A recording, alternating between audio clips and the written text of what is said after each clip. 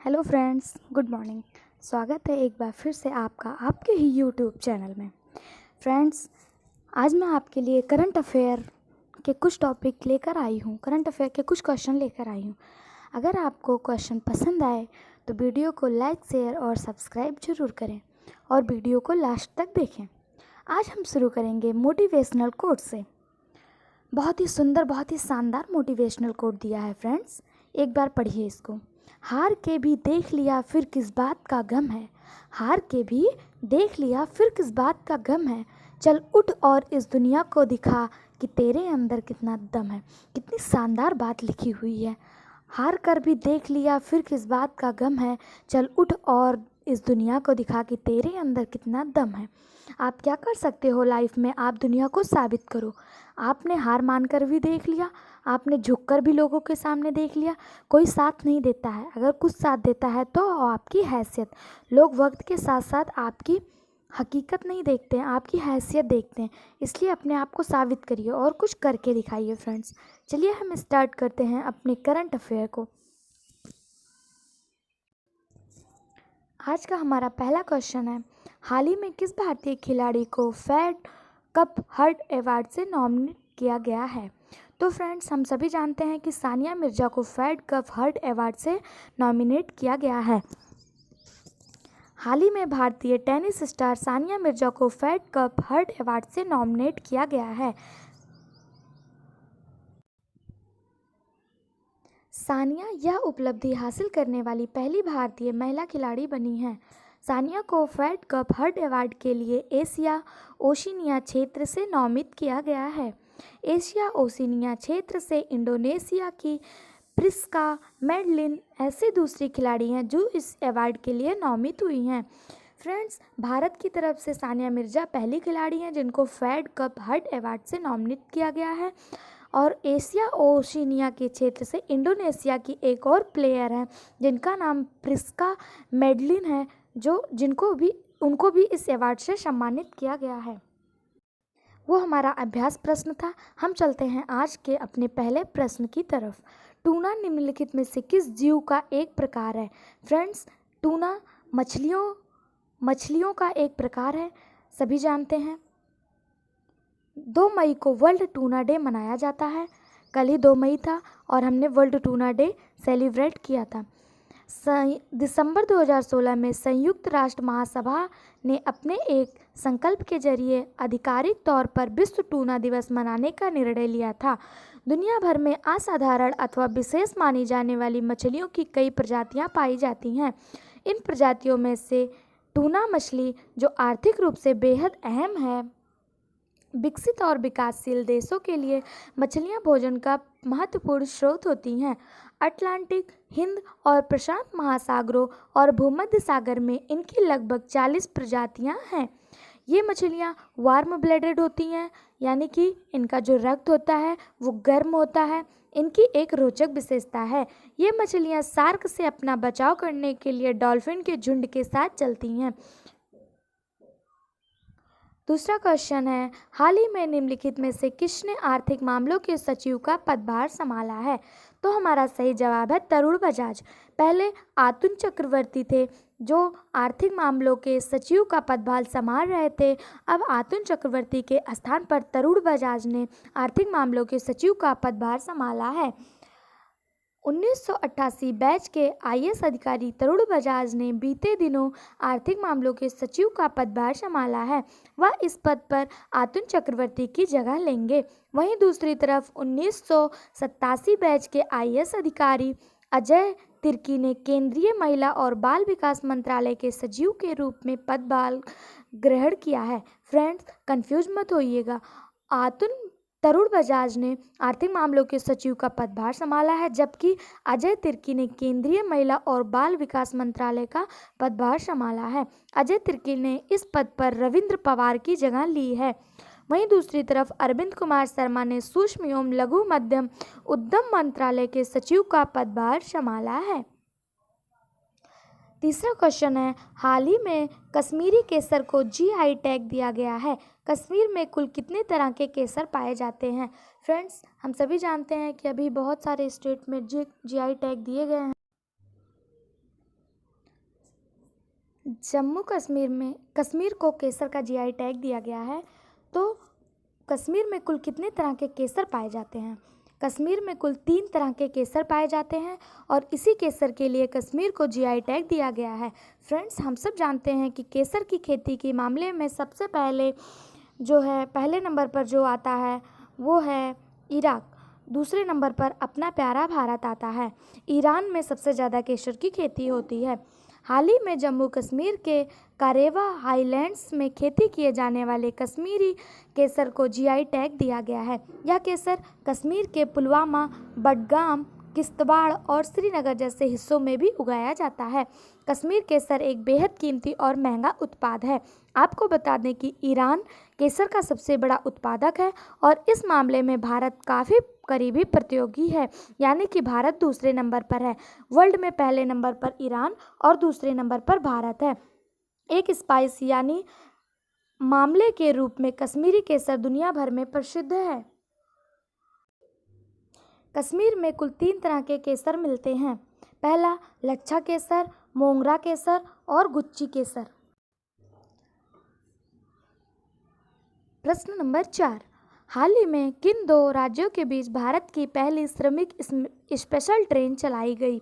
तो corona virus के चलते हुए जो मजदूर इधर उधर कहीं फंस गए हैं उनको अपने घर पहुंचाने का निर्णय लिया गया है और श्रमिक स्पेशल ट्रेन चलाई गई है जो तेलंगाना से झारखंड के मध्य चलेगी। हाल ही में तेलंगाना से झारखंड के बीच भारत की पहली श्रमिक स्पेशल ट्रेन चलाई गई। यह श्रमिक स्पेशल ट्रेन श्रमिक डे यानी लेबर डे के दिन, जिसे हम मई दिवस के रूप में मनाते हैं, चलाने का निर्णय लिया गया है 1 मई को। यह ट्रेन तेलंगाना के लिंगपल्ली से झारखंड के रांची के निकट हटिया तक 1200 प्रवासी मजदूरों के साथ चली। विभिन्न राज्यों में फंसे लोगों प्रवासी मजदूरों को उनके गृह राज्य पहुंचाने के लिए केंद्र सरकार की तरफ से यह कदम उठाया जा सकता है। गौरतलब है कि कोविड-19 महामारी के फैलते प्रकोप को देखते हुए देश भर में लॉकडाउन बहाल किया गया है। 5वां प्रश्न है, हाल ही में जारी जीआई आईसीसी टेस्ट रैंकिंग में किस देश को पहला स्थान मिला है? तो फ्रेंड्स, हम सभी जानते हैं कि बहुत समय से भारत आईसीसी टेस्ट रैंकिंग में पहले स्थान पर था, परंतु हाल ही में जो रिपोर्ट आया है उसमें ऑस्ट्रेलिया को आईसीसी टेस्ट रैंकिंग में पहला स्थान मिला है। हाल ही में जारी पुरुषों की आईसीसी टेस्ट रैंकिंग में ऑस्ट्रेलिया पहले पायदान पर पहुंच गया है। टेस्ट के साथ साथ T20 इंटरनेशनल रैंकिंग में भी ऑस्ट्रेलिया को पहला पायदान मिला है, जबकि पुरुषों की ओडीआई रैंकिंग में इंग्लैंड पहले पायदान पर काबिज है। काफ़ी लंबे समय से आईसीसी टेस्ट रैंकिंग में शीर्ष स्थान पर रहने वाला भारत अब तीसरे स्थान पर खिसक गया है। 6वां प्रश्न है, बंगाल में स्तंभवारी बंदोबस्त कब शुरू हुआ था? तो फ्रेंड्स, बंगाल में स्तंभवारी बंदोबस्त 1793 ईस्वी में शुरू हुआ था। हमारा बी ऑप्शन सही है। भारत में औपनिवेशिक शासन सबसे पहले बंगाल में स्थापित किया गया था। यह वही प्रांत था जहां सबसे पहले ग्रामीण समाज को फिर से व्यवस्थित करने और भूमि संबंधित अधिकारियों की एक नई व्यवस्था के साथ साथ एक नई राजस्व प्रणाली स्थापित करने का प्रयास किया गया था। इसी दिशा में 1793 में बंगाल में स्तंभवारी बंदोबस्त को लागू कर दिया गया था। इसे परमानेंट सेटलमेंट यानी अस्थायी बंदोबस्त भी कहा जाता है। जब बंगाल में इस व्यवस्था को लागू किया गया था तब बंगाल का गवर्नर कॉर्नवालिस था। प्रश्न नंबर 7, फ्रांसिस बुकानन ने भारत में किस गवर्नर जनरल के शल्य चिकित्सक के रूप में काम किया?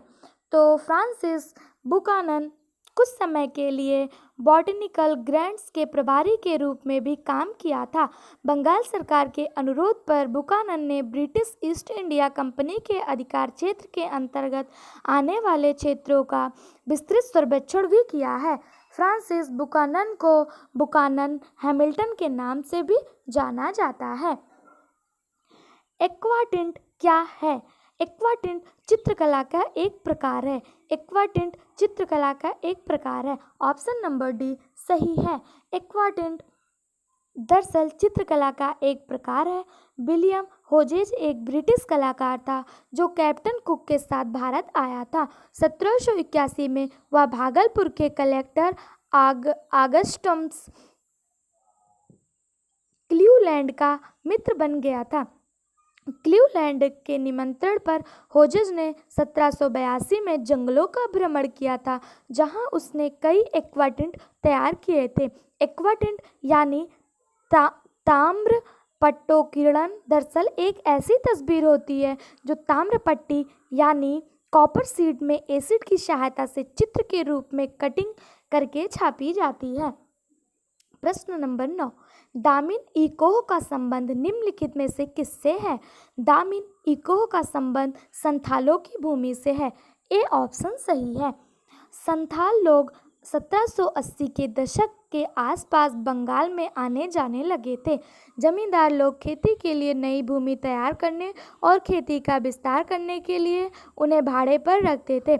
साथ ही ब्रिटिश अधिकारियों ने उन्हें जंगल महलों में बसने का निमंत्रण दिया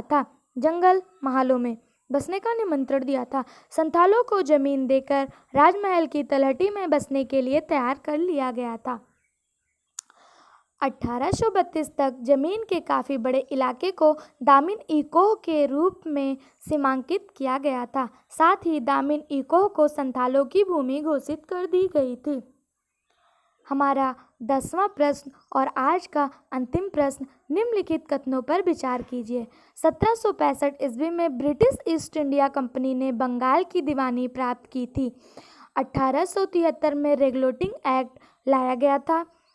तीसरा ऑप्शन है 1855 से 1856 में संथालों की बगावत शुरू हुई थी।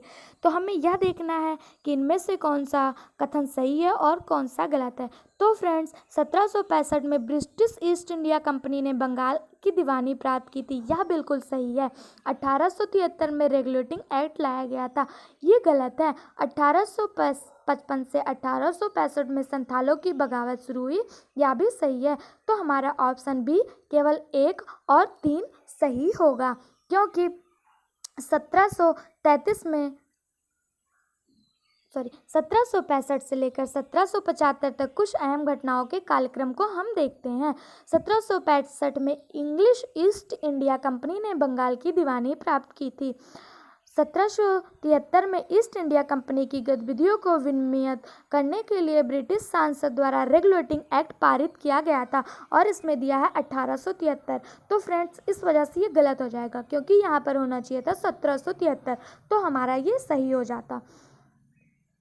1793 में बंगाल के स्तंभरारी बंदोबस्त लागू किया गया था।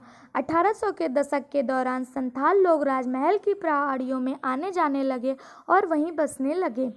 1855 से 1856 में संथालों की बगावत शुरू हुई थी। 1875 में दक्कन के गांवों में रयातों ने बगावत की थी। फ्रेंड्स, आज का हमारा क्वेश्चन जो है प्रश्न अभ्यास, ये कल के लिए, कल मैं इसका आंसर आप लोगों को दूंगी। तब तक आप लोग इसका आंसर कमेंट बॉक्स में टाइप करिएगा। वर्ल्ड प्रेस फ्रीडम डे कब मनाया जाता है, इसका आंसर आप लोग को मैं कल बताऊंगी। अगर आप लोगों को इसका जवाब पता होगा तो कमेंट बॉक्स में टाइप करिएगा। अगर हमारे वीडियो में कोई कमी हो तो उसे भी आप बताइएगा। अगर वीडियो पसंद आए तो लाइक, शेयर और सब्सक्राइब ज़रूर करिएगा। बेल आइकन को क्लिक करिए, जिससे हमारे सभी अपडेट्स आपको मिलते रहें। फ्रेंड्स, हमारे वीडियो को देखने के लिए आप सबका बहुत बहुत धन्यवाद। आपका दिन शुभ हो।